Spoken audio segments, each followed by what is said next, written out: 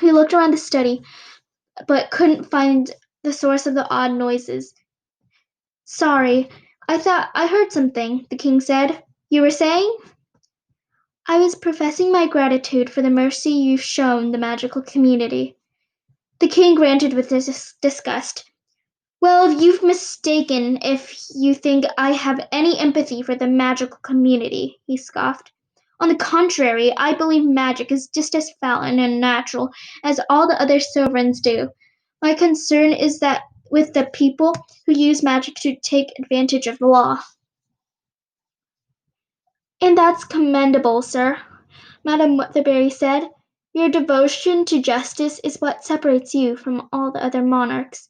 Now, I'd like to enlighten your perspective on magic, so you may continue making this kingdom a fairer and safer place for all your people. After all, justice cannot exist for one if it doesn't exist for everyone. Their conversation had just begun, and the king was already starting to resent it. What do you mean, enlighten my perspective? He sneered. Your Majesty, the way of magic is criminalized and stigmatized as the greatest injustice of our time, but with the proper modifications and amendments and some extra strategic publicity, we can change all that. Together, we can create a society that encourages all walks of life and raises them to their greatest potential. And, Your Majesty, are you listening? I seem to have lost you again. Once more the king was distracted by the mysterious buzzing and swishing sounds. His eyes searched the study more frantically than before, and he only heard every other word Madame Weatherbury said. I must have misunderstood you, he said. For a moment it sounded like as if you're suggesting the legalization of magic. Oh, there's no misunderstanding, Madame Weatherbury said with a laugh. The legalization of magic is exactly what I'm suggesting. Champion suddenly sat up in his seat and clenched the armrests of his chair. Madame Weatherbury had his undivided attention now.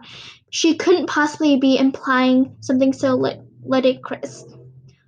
What is wrong with you, woman? The king sneered.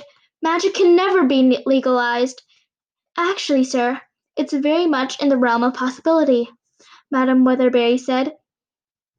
All that's required is a simple decree, and that decriminalizes the act, and then, in good time, the stigma surrounding it will diminish. I would sooner decriminalize murder and thievery, the king declared. The Lord clearly states in the Book of Faith that magic is a horrendous sin, and therefore a crime in this kingdom. And if crimes didn't have consequences, we would live in utter chaos. That's where you're mistaken, Your Majesty, she said. You see, magic is not the crime the world thinks it is. Of course it is, he objected. I've witnessed magic being used to trick and torment innocent people. I've seen the bodies of children who were slaughtered for potions and spells. I have been to villages plagued by curses and hexes. So don't you dare defend magic to me, madam. The magical community will never receive an ounce of sympathy or understanding from this sovereign. Champion couldn't have made his opposition any clearer, but Madame Weatherbury moved to the edge of her seat and smiled as if they had found a common ground. This may surprise you, sir, but I completely agree, she said. You do? He asked with a suspicious gaze. Oh, yes, completely, she repeated. I believe those who torment innocent people should be punished for their actions, and harshly, I might add. There's just one minor flaw in your reasoning. These situations I've witnessed aren't caused by magic, but by witchcraft. The king tensed his brow and glanced at Madame Weatherbury as if she were speaking a foreign language. Witchcraft, he said mockingly. I've never heard of such thing. Then allow me to explain, Madame Weatherbury said. Witchcraft is a ghastly and destructive practice. It stems from a dark desire to deceive and disrupt. Only people with wicked hearts are capable of witchcraft. And believe me, they deserve whatever fate they bring upon themselves. But magic is something else entirely. At its core, magic is a pure and positive art form. It's meant to help and heal those in need and can only come from those with goodness in their hearts. The king sank back into his chair and held his head, dizzy with confusion. "Oh dear, I've overwhelmed you," Madame Weatherbury said. "Let me simplify it for you then. Magic is good, magic is good, magic is good. Witchcraft is bad, witchcraft is bad, witchcraft is—" "Don't patronize me, woman, I heard you," the king griped. "Give me a moment to wrap my head around it." Champion let a long sigh and massaged his temples. It was usually difficult for him to process information so shortly after a nap, but this is an entirely different beast. The king covered his eyes and concentrated, as if he were reading a book behind his eyelids.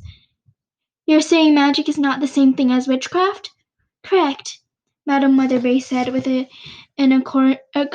encouraging nod. "Apples and oranges. And the two are different in nature. Polar opposites, sir. So if not witches, then what do you call people who practice magic?" Madame Weatherbury held her head high with pride. "We call ourselves fairies, sir." "Fairies?" the king asked. "Yes, fairies," she repeated. "Now do you understand my desire to enlighten your perspective? The world's concern isn't with fairies who practice magic, it's with witches who commit witchcraft. But tragically, we've been grouped together and condemned as one and the same for centuries. Fortunately, with my guidance and your influence, we are more than capable of rectifying this." "I'm afraid I disagree," the king said. "I beg your pardon?" Madame Weatherbury replied. "One man may steal because of greed, and another may steal for survival, but they're both thieves. It doesn't matter if one has goodness in his heart." "But, sir, I thought I made it perfectly clear that witchcraft is the crime, not magic." "Yes, but both have been considered sinful since the beginning of time," Champion went on. "Do you know how difficult it is to redefine something for society? It took me decades to convince my kingdom that potatoes aren't poisonous, and people still avoid them in the markets."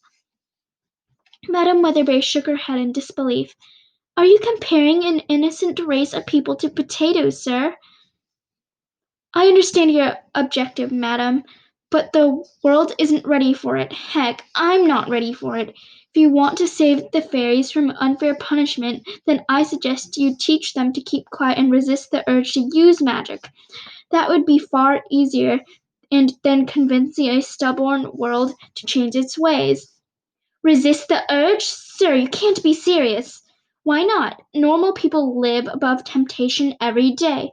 "Because you're implying magic comes with an off switch, like it's some sort of choice." "Of course magic is a choice." "No, it is not." For the first time since their interaction had begun, Madame Weatherbury's pleasant temperament changed. A shout of deep-seated anger pierced through her cheery disposition, and her face fell into a stony, intimidating glare. It was as if Champion were facing a different woman altogether, a woman who should be feared. "Magic is not a choice," Madame Weatherbury said sharply. "Ignorance is a choice, hatred is a choice, violence is a choice. But someone's existence is never a choice, or a fault, and it's certainly not a crime. You would be wise to educate yourself." Champion was too afraid to say another word. It may have been his imagination, but the king could have sworn the storm outside was intensifying as Madame Weatherbury's temper rose. It was obviously a state she rarely surrendered to because her apprentices seemed as uneasy as the king. The fairy closed her eyes, took a deep breath, and calmed herself before continuing their discussion. "Perhaps we should give his majesty a demonstration," Madame Weatherbury suggested. "Tangerina, Skylin, will you please show King Champion why magic isn't a choice?" The apprentices exchanged an eager grin. They had been waiting for this. They hopped to their feet, removed their robes, and unwound their head wraps. Tangerina revealed a dress made from dripping patches of honeycomb and a beehive of bright orange hair that was the home of a live swarm of bumblebees. Skyline uncovered a sapphire bathing suit, and instead of hair, she had a continuous stream of water that flowed down her body, evaporating as it reached her feet.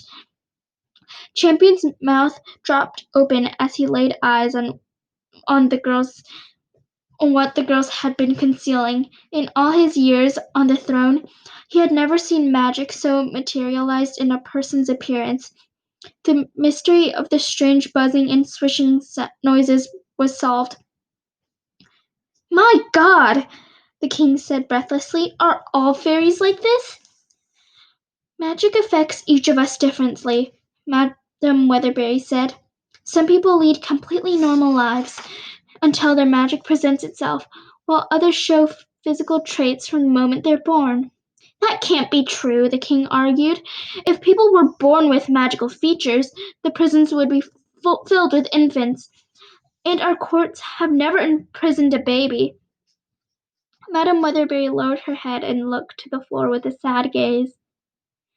"That's because most fairies are killed or abandoned at birth.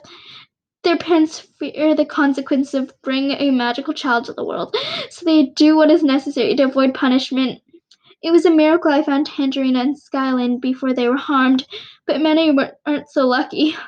Your Majesty, I understand your reservation, but what's happening to these children is cruel and primitive. Decriminalizing magic is about much more than injustice. It's about saving innocence. Surely you can find sympathy and understanding in your heart for that." Champion knew he lived in a harsh world, but he had been oblivious to such horrors. He rocked back and forth in his chair as his reluctance waged war with his empathy. Madame Weatherbury could tell she was making progress with the king, so she used a sentiment she had been saving for just the right moment. "Think how different the world would be if it had a little more compassion for the magical community. Think about how different your life would be, Your Majesty." Suddenly, Champion's mind was flooded with memories of his mother. He remembered her face, her smile, her laugh, but most prominently of all, he remembered the tight embrace they had shared just before she was dragged to an untimely death. Despite how rusty his memory had become with age, these images were forever branded in his brain. "I would like to help you, but decriminalizing magic may be more problematic than productive. Forcing the public to accept what they hate and fear would cause a rebellion. Witch hunts, as we know them, could escalate to full-fledged genocide." "Believe me, I'm no stranger to human nature," Madame Weatherbury said. "The legalization of magic can't be rushed. On the contrary, it must be handled gently, with patience and persistence. If we want to change the world's opinion, it must be encouraged, not forced. And nothing encourages people like a good spectacle. A nervous tension spread over the king's face. "Spectacle?" he asked fearfully. "What sort of spectacle are you planning?" Madame Weatherbury smiled, and her bright eyes grew even brighter. This was the part she had been waiting for. "When I first met Tangerina and Skyland, they were captives of their own magic," she told him. "No one could get near Tangerina without being attacked by her bees, and poor Skyland was living in a lake because she soaked everything she stepped on. So I took the girls under my wing and taught them to control their magic, and now they are both perfectly functioning young adults.